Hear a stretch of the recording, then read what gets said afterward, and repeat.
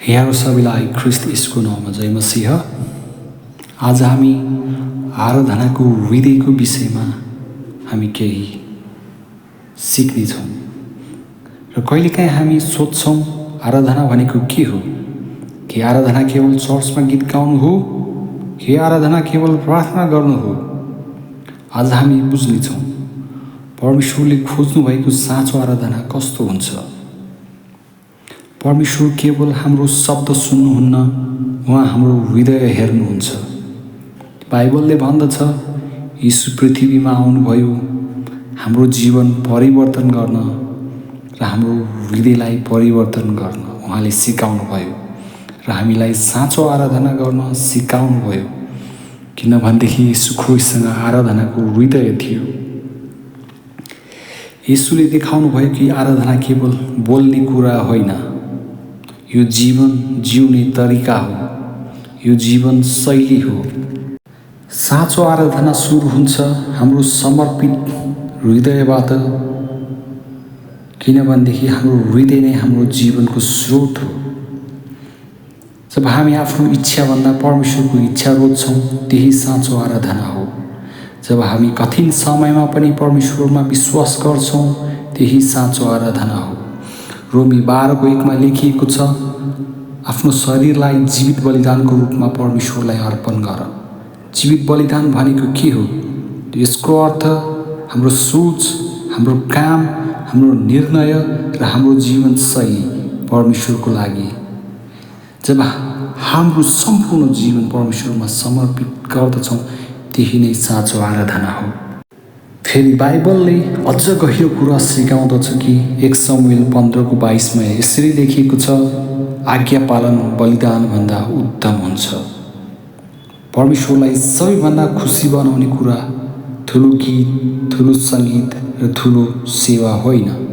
परमेश्वरलाई खुसी बनाउने कुरा हो उहाँको वचन पालन गर्नु, उहाँको आज्ञा पालन गर्नु।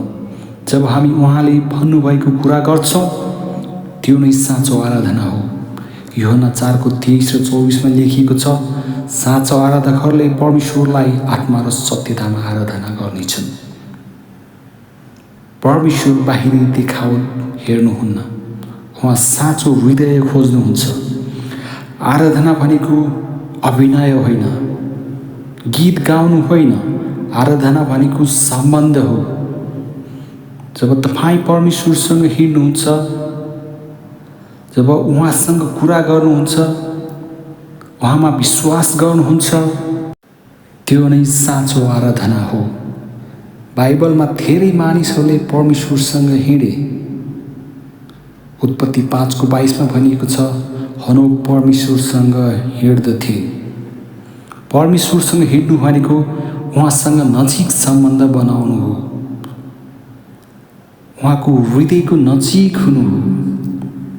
जुन जीवन येशू ख्रीष्टले जिउनुभयो त्यो आराधनाको जीवन थियो, जुन उहाँले हामीलाई सिकाउनु भयो। आराधना भनेको प्रत्येक दिन परमेश्वरसँग हिँड्नु र जिउनु हो। आज हामी आफैलाई सोधौँ कि मेरो हृदय परमेश्वरसँग नजिक छ? के म पूर्ण रूपमा समर्पित छु?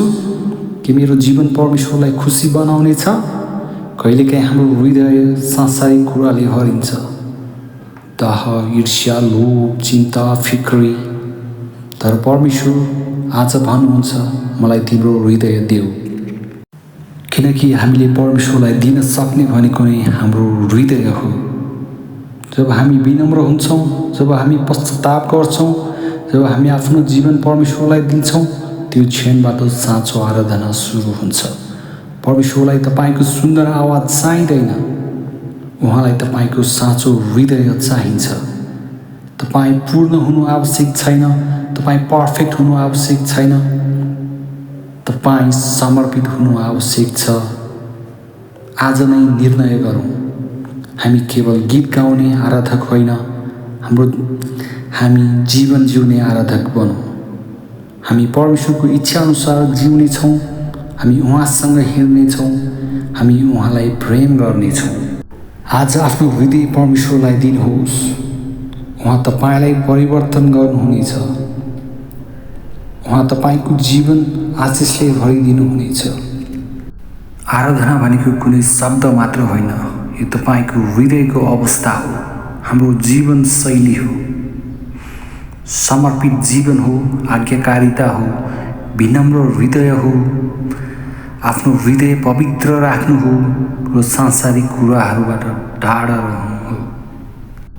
अत हाम्रो सम्पूर्ण जीवन शैली नै परमेश्वरको लागि हुनुपर्दछ। यो नै साँचो आराधना हो। धन्यवाद। जय मसीह।